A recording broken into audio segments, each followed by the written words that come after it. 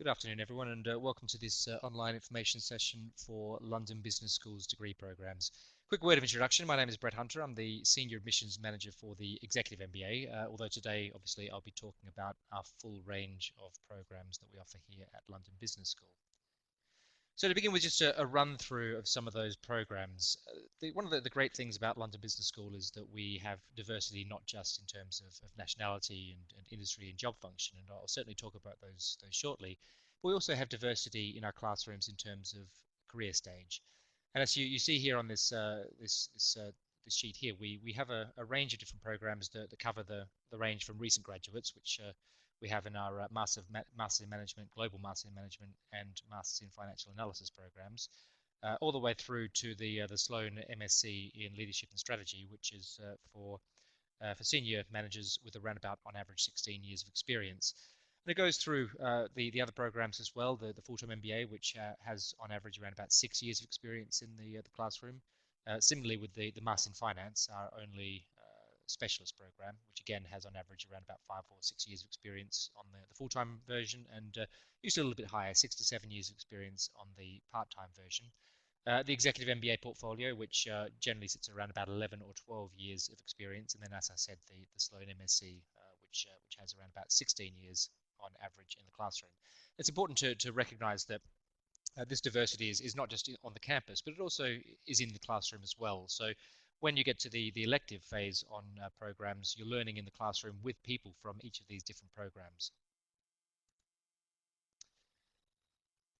So just a little bit of information about why people might choose to do a program at London Business School. Generally speaking, we feel that that candidates will have one of three main objectives to why they look to do a degree program. And they are, broadly speaking, career switchers, which is those who are working in one particular industry and they're looking to shift to a different industry. And this is typically those in the early career and full-time programs. This is because with the full-time programs, there's a internship element that allows people to do some work in an organization of their choice, which then gives them the opportunity to switch into that organization with a full-time role after their program ends.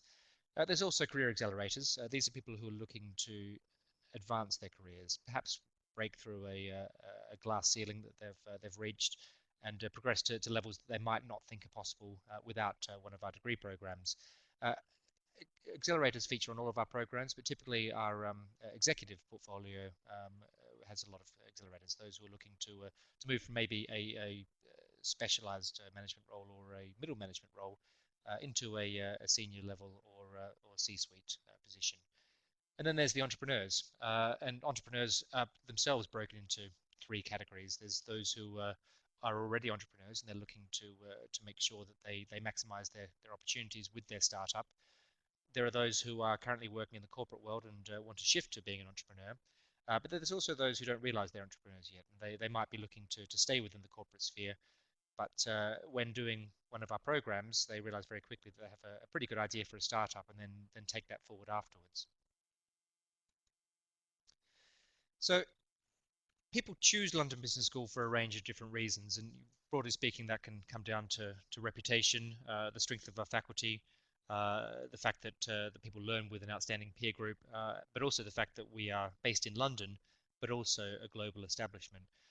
In terms of the reputation, as you can see from here, our students don't necessarily come from just the UK, obviously, and certainly not just wider Europe, but all over the world. And this is testament to the fact that London Business School's brand is recognized around the world.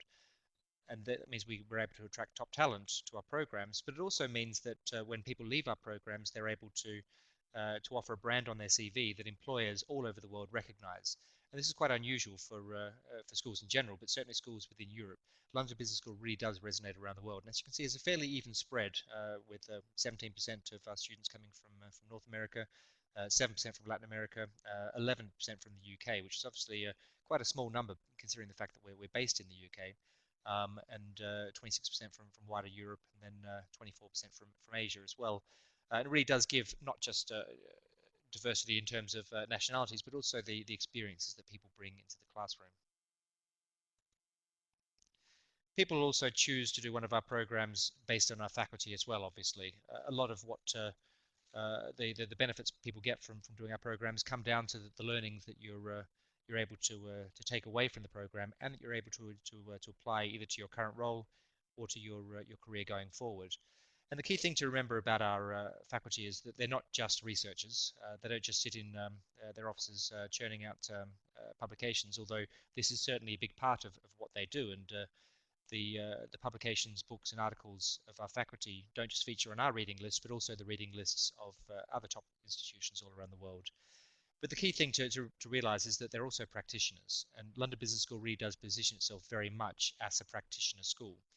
So our faculty are also, they're working in industry, they are consultants, they're advising governments. And what they're doing is they're bringing what they learned themselves in their day-to-day jobs to the classroom and then delivering it back to the students. And then often bringing their experiences with the students and their research back to their own roles. So it's very much a dynamic learning environment.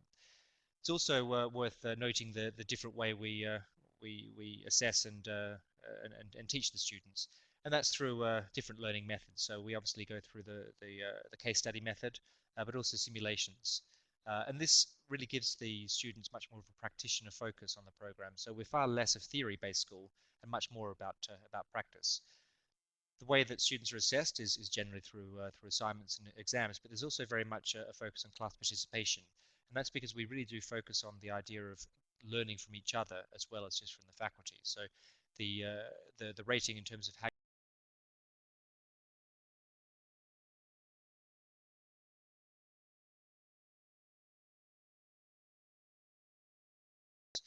and also that our faculty are well known in their fields. Just the three examples down the bottom there.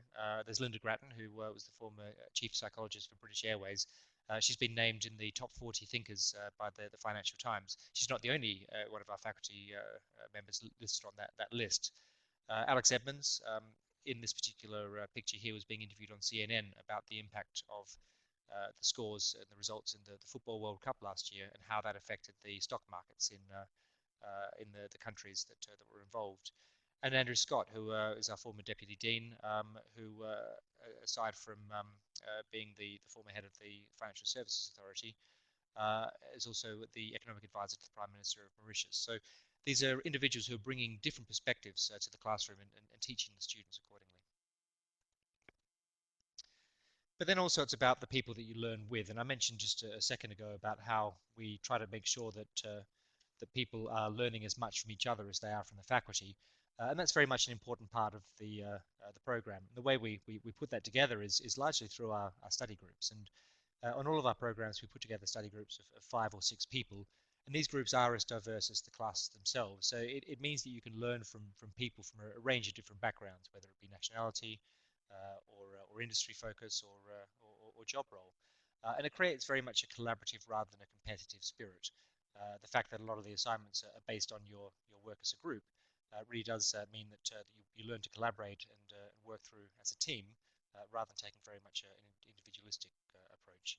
But looking at some of the numbers there, so at any one time on campus there are around about 2,000 students across all of our degree programs. They represent 130 nationalities, or over 130 nationalities, which, as you can imagine, obviously makes for a very diverse community, and it very much reflects London itself as a city. The FullTime MBA program has around about 37% female participation, which is one of the leading figures in business education. Obviously, we're trying to push that a little bit higher, but as it stands, we're one of the leaders in that field. And as I said, the diverse professional backgrounds also bring for shared experiences as you go through the program. As it says up there, there are over 70 electives to study. And it's important to remember, as I said before, that these electives are shared with people from all over the school community. So if you are doing the FullTime MBA, you won't just be studying with FullTime MBA students in the electives, but also executive MBAs from London and Dubai, Ember Globals, Sloan's, Master in Finance students, and so on.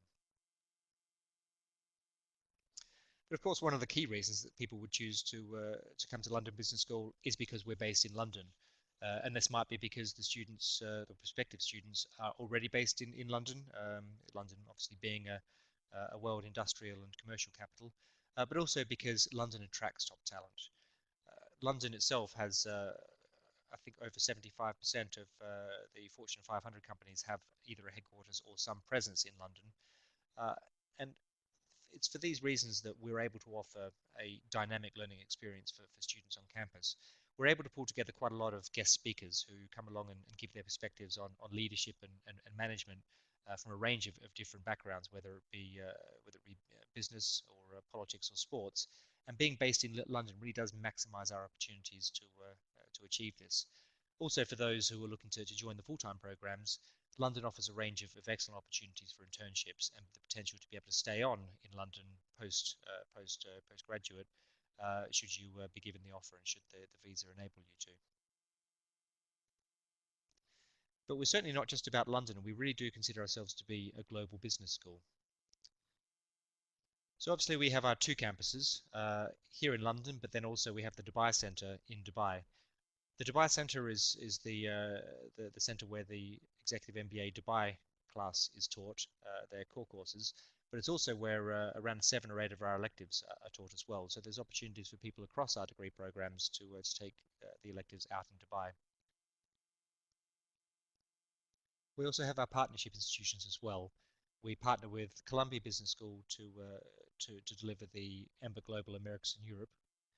We also partner with Hong Kong Business School to deliver the EMBA Global Asia. Then also recently, Fudan Business School is our partner on the Global Master in Management program. Then, of course, the alumni, those who've graduated from the program. We have now over 40,000 alumni based in 130 different countries and 87 alumni clubs around the world. We make sure that the alumni stay very much focused on London Business School community, and we do this through a lot of our events. And I'll cover this shortly in a few slides, but one of the ways we do this is through the Worldwide Alumni Celebration, which is an opportunity for alumni based all over the world to get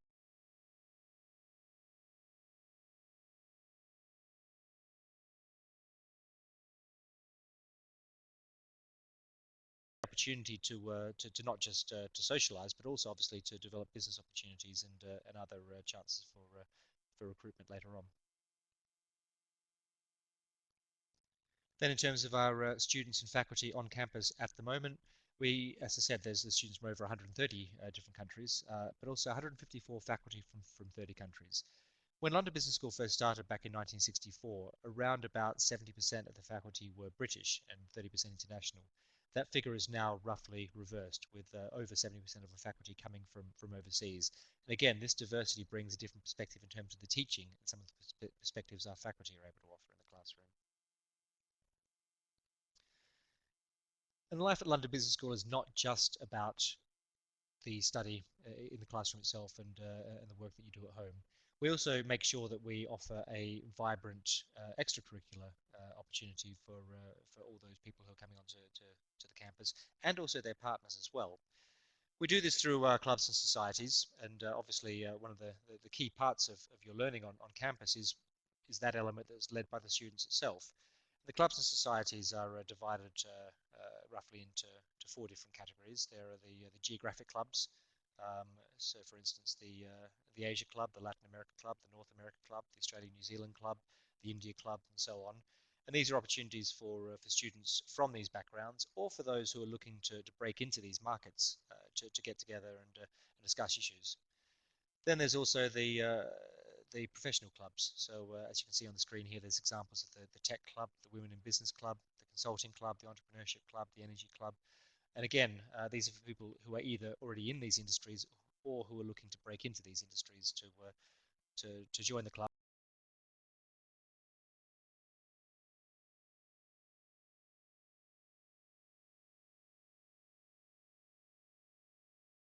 The football club and so on, and the social clubs as well, which give students a slightly less formal opportunity to network across the programs.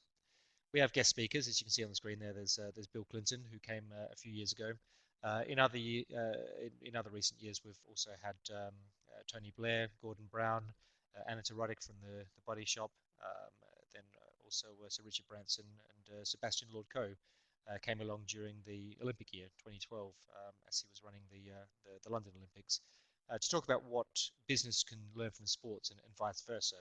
And that goes back to what I was saying before about how being based in London, we really are able to bring some of this top talent to school to give students different perspectives outside of what the faculty are able to give.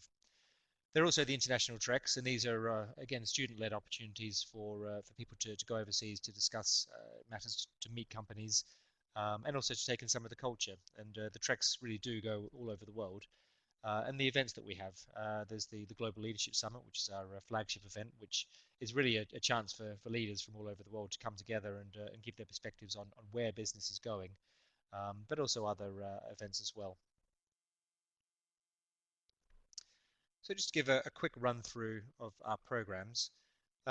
So going roughly roughly in order of experience levels. The Master in Management program is a pre-experience program for those with 0, 1, or 2 years of experience. It's designed very much for people who are looking to perhaps move into a management position a little bit quicker than they might be able to if they went through the traditional employment path. And the program is very much designed to ensure that through the 3 terms of the first year, that those areas of general management that really do give you a leg up in business are covered. And as you can see, some of the courses are on the screen there. There's also very much about the global aspect with the field trips and also immersion and a chance to see how business is done in the corporate world through the Business Immersion Week. There's also a personal development program. This runs through a lot of our programs, but certainly on the Master in Management, it looks at where people are positioned and how their personality suits opportunities in the workplace going forward, as well as some career skills too, looking at CV building, interview skills, and the kind of things that get you a chance to be employed in the management position that you're looking for. There's the option of then doing the Global Master in Management, which is a 2-year program, and it's partnered, as I said before, with Fudan University in Shanghai. The global aspect of this comes in the 2nd year. So the 1st year of the MIM is as stands. Then over the summer break, the students are given the opportunity to do an internship. It then moves into the global focus and very much a Chinese global focus, where there are some further core courses in cross-cultural management, global business management, and business law. But then the opportunity to do 3 electives before then going into English and Chinese policy. There is the study trip to Thailand and Singapore, which again gives very much a global aspect of how business is done. But then also the projects in the thesis that's delivered before a defense of the thesis at the end of the program. The Master in Financial Analysis is a new program which we're launching shortly. It's a 1-year program, again launched and directed towards people with 0 or 1 year of experience. So it's very much for people who are starting their careers and who are looking to move into the finance sector. You can see that there are a range of core courses. There's 11 that are done over 3 terms, and then also 3 electives, which then boost your learning as you go through the program. It really is about looking to master finance, financial software, boosting your professional skills, and also really getting some support from the Career Centre in terms of your opportunities to be employed in the financial services sector after you finish the program. Some of the requirements here, we're looking for a fairly strong undergraduate, so the equivalent of what we have in the UK of a 2-1 at a strong university, but also candidates must have a quantitative background and a high GMAT of over 650, or a strong GRE or CFA level 1 as well. But one of the key things down the bottom there is we're looking for well-rounded and driven candidates. It's not just about people with the hard skills. We look for soft skills across all of our programs at London Business School. So the FullTime MBA is our flagship program. A little bit over 400 students come through our FullTime MBA every year. And the key thing about the FullTime MBA is that we offer flexibility. So whilst it's traditionally a 2-year program here at London Business School, we do offer the opportunity for students to graduate in 15, 18, or 21 months. Now, obviously, with that, there are trade-offs. If you choose to take the shorter version, either 15 or 18 months, then you are going to be limited in terms of what you're able to do. For the 15-month program, you are not able to do a second internship, and also you're very much limited on the elective choices you have. And for the 18-month version, the elective choices also must be stacked into the beginning of your program. Some of the key things that you do in the program is obviously there's the 16 core courses which cover the general management aspects that people are looking for in leaders of tomorrow. But there's also some of these London-centric elements. So London Talks and the London Business Experience, which is an opportunity for you to see how business is in London. There's lots of skills development. Then over summer, there's the opportunity to either do an internship at one of our organizations that we have relationships with, and I'll come to those in a couple of slides' time, or the Entrepreneurship Summer School as well for those who have an entrepreneurial ambition or an entrepreneurial background.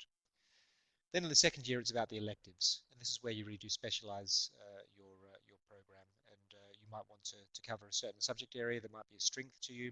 Maybe you want to cover an area that's a weakness, or possibly also go general and cover a range of different electives over the 10 to 12 that you're allowed to. There's also the global business experience, and this is an opportunity to go overseas and visit companies in one of several locations. But it's also very much about finding your voice and looking to develop yourself into a leader of tomorrow. The peer group, as I said, the 2016 class has 411 students on it. There are 65 different nationalities.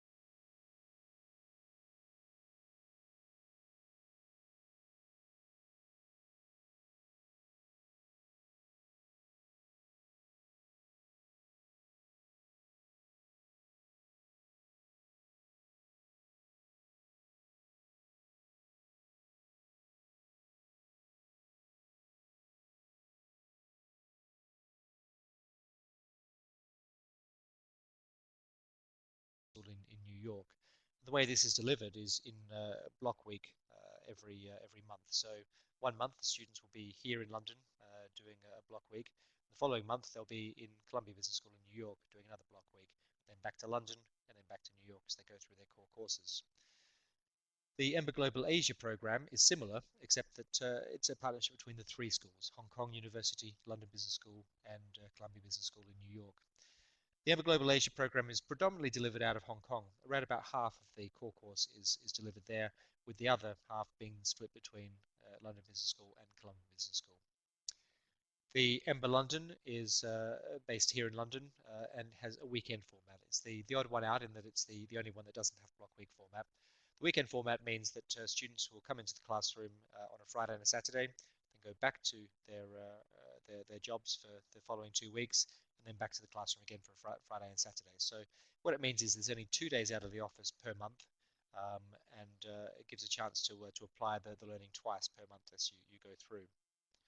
Then the Ember Dubai is obviously based out of our Dubai center and has, again, the block week format that I described before, where students will come together once a month for a block week in Dubai. It means it's fairly commuter friendly, and a lot of students will be commuting from all over the Gulf region and South Asia to go to the Executive MBA Dubai. The London class also is fairly commuter friendly, and around about 40% of the class commutes in from around Europe and potentially the east coast of the US to the program.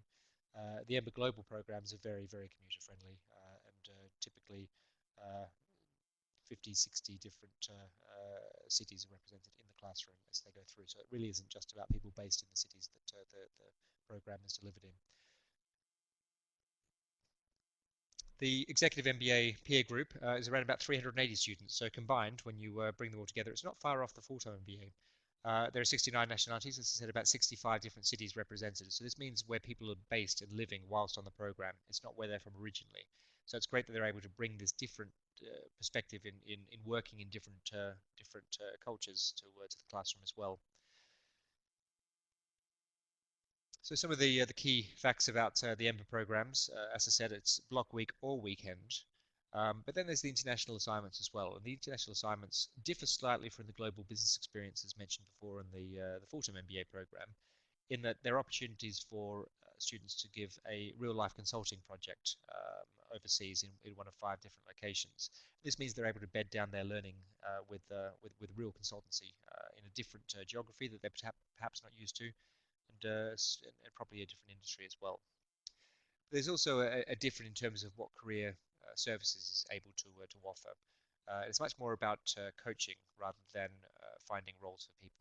At executive level, the focus is on developing the students as individuals themselves and making them into global leaders of tomorrow. The learn-apply aspect is very useful to the students, and it means that because they're working at the same time as studying, they're able to immediately apply the concepts that they're learning, and they don't have to try and remember when they finish their program what they were learning in the early stages. It also gives you an opportunity to study in global business hubs, and where we're located in London, Dubai, New York, and Hong Kong is very much by design, and they really are the global financial and industrial hubs that we wanted to be in, to give people the opportunity to learn amongst people from very diverse backgrounds. Then there's the Sloan Masters in Leadership and Strategy, which is a full-time program which lasts 1 year for senior managers. And as I said earlier, around 16 years of experience is the average in the classroom. Obviously, it goes all the way up to 25, 30, 35 years of experience. There's 3 key themes, and they are strategy, leadership and change, and globalization. And the program differs from our other programs in the general management portfolio in that it's an MSc, and it looks very much at strategy and how you can deliver on what you're learning rather than the general management leadership elements. Similarly to the other programs, there's different learning methods. We look at the study group element and some of the networking and speaker events. But there's also an international assignment and opportunity to take the entrepreneurship summer school for those who are looking to go down an entrepreneurial path.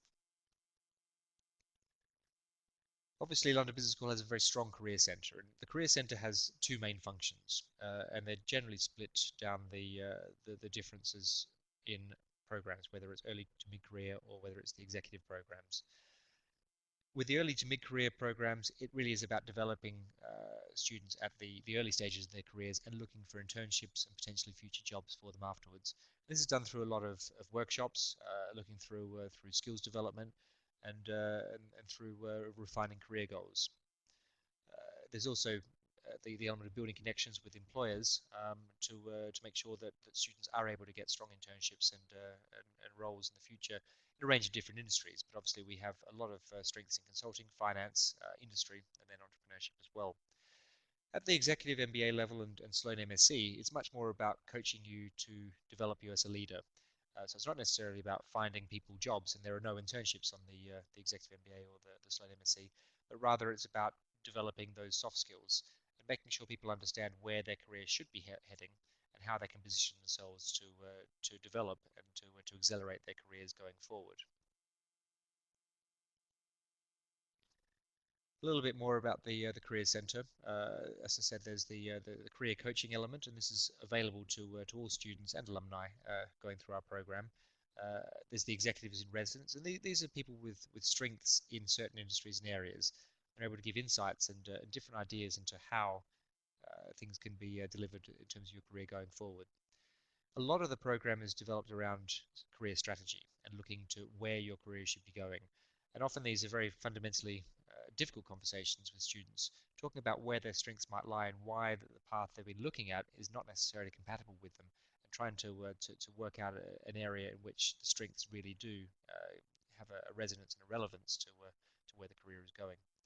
There's the alumni job boards, and it's a fact of life that a lot of jobs are not advertised in the general public, but are rather advertised from within networks. And given that London Business School is such a strong network, these are really strong opportunities to have a look at where jobs are going, not just a student on a program here, but also as an alumnus of the school as well. And then there's the entrepreneurial element as well. We recognise that not everyone going through our programs is looking to stay or in the corporate world, but rather might be either already an entrepreneur or looking to move in an entrepreneurial direction. And as a result of this, we have a strong entrepreneurial offering, both through our subjects in terms of the entrepreneurship summer school and other entrepreneurial electives, but also through what we're able to offer through the Career Centre as well. We offer this through our entrepreneurship mentors and also the business incubator that we have based here in London. This is an opportunity for students who are accepted into the incubator to use some infrastructure in terms of office space and internet access, but also to bounce ideas off other people who are based in the incubator as they go through their programs and then shortly afterwards. Some of the brands of the companies that we have on-campus recruitment with, as you can see, they come from a range of different industries, whether it's financial services, as you can see with Deutsche Bank, HSBC, and so on, Lloyds and Citibank as well. Whether it's in consulting with McKinsey, with Booz, Bain, whether it's in tech, there's Amazon, Samsung, and then also moving on into some of the other industries as well, whether it's FMCG or energy and engineering, or IT telecoms as well. We have a range of different employers who hire straight off the campus, and also through our recruitment events as well. But also, it's not just about these big brands. We also have relationships with smaller boutique organisations too, which look to hire some of our students. So a little bit about admissions. London Business School is not just looking for people who tick boxes in terms of their academic background or their experience. There's a whole range of things that we look for students coming on board to our programs. And fundamentally, the two top ones there are really the main ones that we look for, and that is team skills and contribution, and wanting to be a contributor. So this comes around the experience that people are able to bring into the classroom in terms of our post-experience programs, but also the experience people bring academically for those on our pre-experience programs. The best way of looking at it is trying to see whether what you're able to offer in the classroom is something that other people want to learn from. That's a very important element for us as well. Self-awareness comes into it. It's not just about people who think that they have achieved a lot in their careers. You need to be able to learn from others, and also to learn from others from a different cultural background too. And that's where the international exposure is certainly quite useful if you have lived or worked in different countries. But even if you haven't got international exposure, certainly an international outlook is critical for our students to be admitted. Commitment and motivation is very important. We look for people who are willing and able to complete our programs. And this is very important, certainly on our part-time programs, so our Executive MBA portfolio and our part-time Master in Finance program. Obviously, on these programs, there is a clash between wanting to complete the program academically, but also your employers. And it's important that the programs don't take a backward seat in situations where there is that clash. GMAT and academic ability come into it for all of our programs. A GMAT is generally mandatory. Certainly on a full-time program, it is mandatory. We offer some waivers on our executive MBA and part-time Master in Finance program, but it's really only for people with either strong seniority or very good results in a quantitative qualification like CFA level 3 or something like that. The GMAT varies from program to program, but generally speaking, we want above 600 as a GMAT score, which is balanced across both the quants and the verbal sections.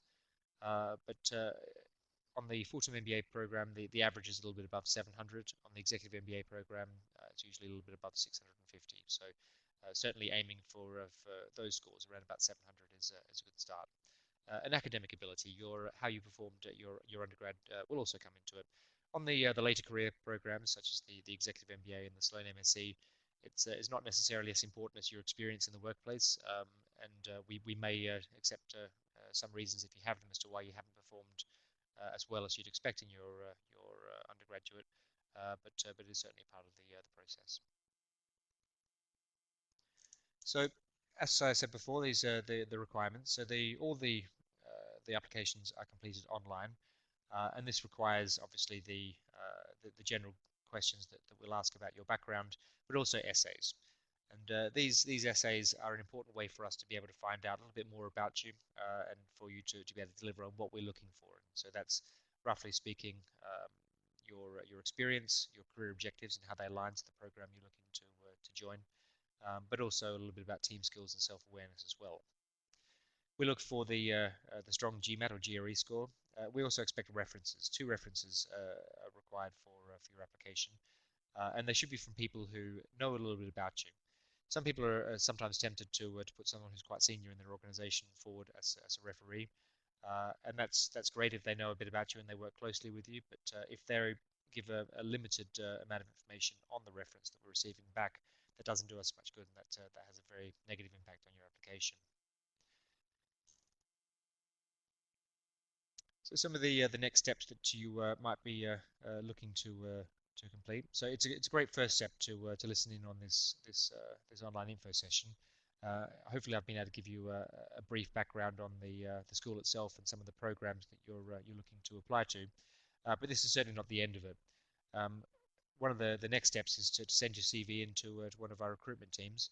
This is a great opportunity for you to find out if your experience is at the right level and what we're looking for in terms of the students we want on our programs. We have dedicated recruitment teams for each of the different programs, and I'll put the email addresses for each of those teams up in a second. And as I said, this is a good opportunity to see if you're on the right path, but also for us to get to know you a little bit before you submit your application. We certainly do like to know a bit about candidates so that the application is not just a blind one that we have sitting on our desks when it comes around to submission. Once you've sent in your CV, we might be able to pair you up with a current student or an alumnus. We generally will pair you up with someone with a similar background to what you have, so that you can ask them questions and find out about their experience of the program, maybe what the return on investment was for them, or what they're able to do after they graduated. If it's a current student, they'll maybe talk a little bit about what some of their perspectives have been whilst going through the program. We could also potentially put you in on a class visit, and this is a great opportunity for you to see not just the strength of the faculty and how they teach, but also fundamentally how the classroom is able to interact with each other, and learning a little bit more about that learning from each other aspect that I spoke about before. We feel that our students are selected quite rigorously at the admissions phase, just to make sure that you are able to learn from each other as you go through the program. Then obviously it's about preparing for the GMAT. It's important to ensure that you are ready for the test. It's not particularly easy. It's pegged at around about the 17 or 18-year-old maths and verbal level. But if you haven't been doing that level of maths or English language skills for a while, then it might need some brushing up. And then the last piece of advice on the application is to apply early. It goes without saying that the earlier you apply, the emptier the classes are. So it stands you in better stead for being able to be admitted onto our programs. So at that point, I'll say thank you. As I said, we really do look to have CVs submitted in advance of the application. So going through this list here, if you have a look at the program or programs that you're interested in, and take a note of the email address, you'll then be able to submit your CV to the team. We aim to get back to you fairly quickly, and we'll then take the dialogue further and not just give you a CV review, but then also a little bit of advice on your application as you go through it. So at that point, I'll finish with the points I wanted to make. And if anyone has any questions, please feel free to type them in now. And for the next 15 or 20 minutes, I'll answer your queries.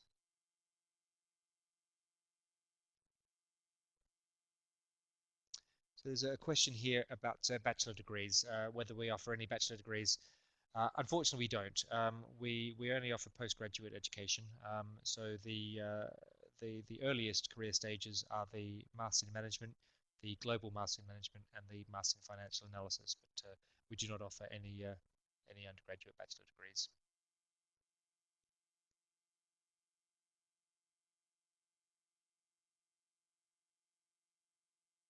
Question here about receiving top-up students. So unfortunately, no, the credits that you've received at other institutions are not eligible for the programs we have at London Business School.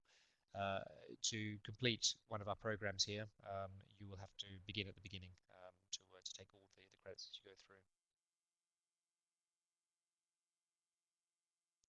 There's a question here about the importance of internships and work experience if applying for the Master in Management. The key thing is that we look to take a holistic approach to the admissions process on all of our programs. So what we do is we look at everything you've put in your application, whether it's about your academic background, your GMAT scores, obviously, some of the softer skills that come through in your essays, some of the extracurricular activities you've done, then also your experience. So given that the Master in Management is for people with 0, 1, or 2 years of experience, obviously, if you've got some experience in terms of internships or full-time work, then that's something that we'd be keen to find out about if it adds a strong balance to your application.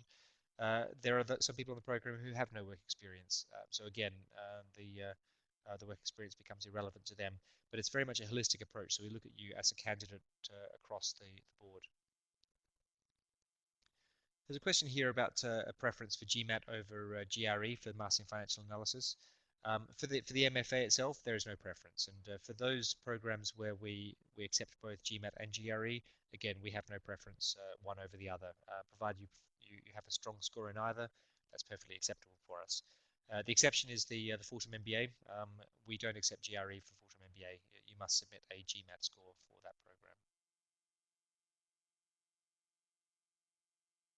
So the question here for the required GMAT score for the Master in Management.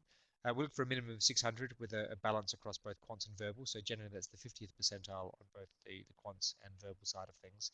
But the higher the score, the better, obviously. So because it's a holistic approach, if you have around about that 600 score, you're going to have to balance your application with other strong elements, whether it's good work experience that you've had, other extracurricular activities, and so on, or a very strong undergrad.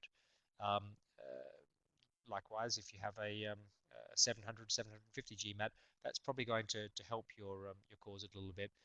So if you don't have some of those elements in terms of experience or strong undergrad at a strong university, that might offset it. But it's important to stress that it's very much a holistic approach that we have. So the question here is how flexible the MBA program is with work experience, and whether 3 years to start the program would be eligible. Simple answer is yes. The minimum we look for on the full-time MBA is 2 years of experience. The minimum we look for on our executive programs is 5 years of experience. But again, in terms of admissions, eligibility is one thing, but whether people get onto the program is another. So with those 3 years, you need to show that you've done quite a lot in that and that you're on the right path. Likewise, on the full-time, the executive MBA, there aren't a lot of people in the program in 5 or 6 or 7 years. Most of the people sit in the 10 plus years of experience, so you'd need to be showing that you've achieved a lot in the relatively few years of experience that you've had. But certainly 3 years of experience is fine. You would be eligible for the program.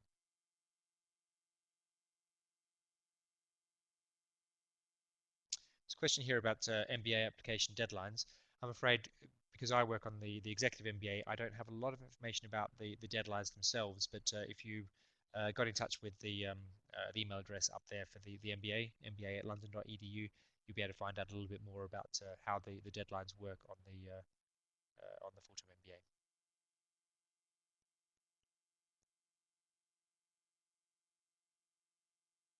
So there's a question here about the GMAT again. This individual has taken the GMAT 3 times and got different scores each time. Which one do we consider? We always consider the top score that you have. We don't average them and we don't look at the lowest. And likewise, the fact that you've taken it multiple times won't impact your application. It'll always be the top score. The reason we do this is because the GMAT shows your potential. Based on how the program is structured, it's impossible to get above what your potential is. But it is, however, possible to get below. For instance, you might be unwell that day, or you might be unduly stressed, or you might just have had a bad day. Therefore, you've got to score below what your capability is. And if you take it again, you might then get the score that you're capable of. But because it's an adaptive test where the questions become easier or harder based on your performance as you go through, it's not possible to get a score above your potential. So whatever your higher score is probably closer to what your ability is than the lower scores. Question here about handing in all the application materials, including GMAT, at the same time. It depends on which program you're looking at. The safest answer is yes, you should. On the full-time MBA, you do require to submit all applications at the same time. On the rolling application deadline program, so for instance the executive MBA, you are able to submit some of the elements later after you've submitted your application. However, you should be aware that your application will not be reviewed until we've received all elements. So if you are still missing your GMAT, you'll have your application in, and it will have met the deadline, but we won't be able to review it, and therefore invite you to interview until we've received the GMAT or whatever the missing element is.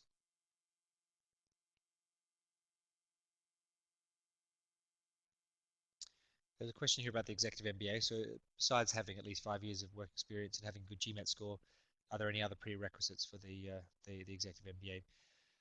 The specific question is whether you need an undergrad degree. You don't need an undergrad degree on the executive MBA, but you need to show that you've got a strong career that would be a substitute for that. The executive MBA is much more about your work experience rather than your academic background. That said, it's still important for us to look into what your academic background is, but we put much more of a focus on the experience.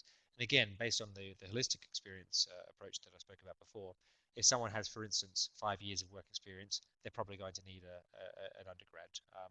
That would obviously be fairly weak in terms of the experience levels, so we'd look to see their contribution to the class being an academic contribution or something else, possibly the fact that they've got some interesting extracurricular background. They might be an ex-professional sports player, or they might have been in politics or something like that. But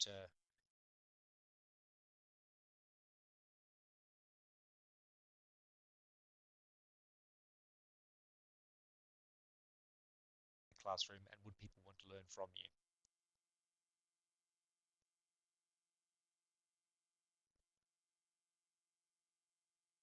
There's a question here about whether if I apply in November, is that a late time to apply, considering the competitiveness of the programs? Again, it depends on which program you're talking about. If it's the full-time MBA, there's very much the stage deadline approach. If it's the executive MBA or the Master of Finance, the Master of Management, so it's a rolling application deadline. The general answer to this is the earlier you apply, the better. If you feel that you have a very strong application, you might still be considered in November. Certainly, that's if you fall within the deadlines, then there's no reason why you wouldn't be able to make it on the program. However, obviously, it becomes more and more difficult to get on the program as the deadlines pass, as we complete the intakes. So, the simple truth is the earlier the better to get onto the program. There's a question here about an idea of what the block week hours look like for an executive MBA. Whether it's the block week or the weekend format on the EMBA, the hours are generally around about 8:30 in the morning through to about 6:15 or 6:30 in the evening. So they're solid 10-hour days where generally 3 lectures are covered each day, 3 3-hour lectures with some breakout time as well. so it's by no means a straightforward day. The reason we have such intensive days is because the executive MBA programs still deliver a MBA degree at the end of it. And in order to be accredited to delivering an MBA degree, you have to cover the same amount of work that's done by the full-time MBA students. So obviously they're very, very intensive days where the work is covered in a fairly fast pace. This question here about interviews for the full-time MBA program. All of our programs require the candidates to be interviewed. We don't admit people without the interview. So the admissions process roughly goes the paper application process. Those people who are then shortlisted will be then invited to an interview, and then the decision on whether they join the program is decided soon after that. Um, the next question that's linked to that is, are they done remotely or on campus? For the full-time MBA, you can select 3 cities, your first, second, and third preference of where you'd like to be interviewed. So that might be London, in which case it could be on campus, but it could also be where you're based currently. So there's no need to travel to be interviewed for the program. That's for the rules for the full-time MBA. For the executive MBA, you're generally required to be interviewed on campus, whether it's here in London for the EMBA London, or in Dubai if you're looking to join the Dubai class, or also in Columbia Business School or Hong Kong University if you're looking at the EMBA Global Asia or EMBA Global Americas and Europe program. But again, just to clarify, all students who join the program have been interviewed. Another question on the interview, what will the interview test? Essentially, the interviews, no matter what program you're looking at, there's 2 sides to it. The first is that it's a fact-checking exercise. Obviously, we'll go over the facts that you've got in your application. So that might be your experience, your undergrad performance and things like that. So a lot of questions around what is in your application. But we're also looking to test the fit with the school. And because we're not very much not a theoretical school, we look for practitioners and people who are global leaders of tomorrow. It's also about your personal impact and how you'll be able to fit in with the program that you've selected. They're certainly not stress test interviews.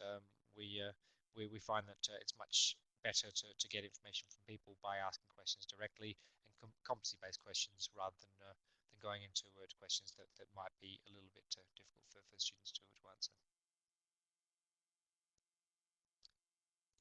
So question here, is there a language requirement for MIM? My understanding is there isn't. There is certainly a language requirement for the executive MBA. For all of our programs, obviously, you must speak English because the programs are delivered in English. The additional language requirement for the full-time MBA, you must either already speak a second language or you must learn a second language throughout the program. My belief is that on the Master Management program, you don't need to do that. Although it might be worth checking with the Master Management Recruitment team at mim@london.edu just to make sure at that point. There's a question here about not having taken maths courses at university and whether the Quant Score and GMAT is proof of the quant skills. Yes, it is. So again, it's a holistic approach that we have. We'd need to see a solid Quant Score to make sure that you have the quants ability, but generally speaking, above the 50th percentile in quants will be a pretty good indication that you're able to handle the more quantitative elements of the program. A question here about English tests. So if you've completed an undergrad degree in the UK, will you still have to take an English test? The answer to that is no. If you have worked or studied in an English-speaking environment for 2 or more years, then you will not need to take either the TOEFL or the IELTS. If you haven't worked or studied in an English-speaking environment for 2 or more years and English is not your first language, then you will need to submit a TOEFL or an IELTS test just to make sure that your English language skills are up to scratch.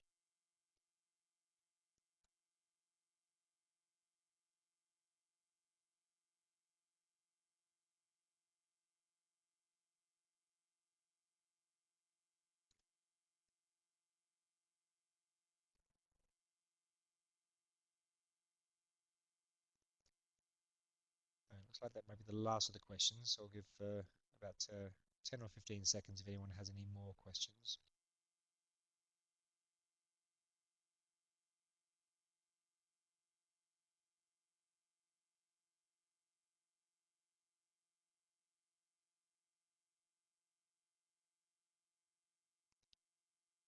looks like there are no further questions. So I'd like to thank you all for joining in on today's session.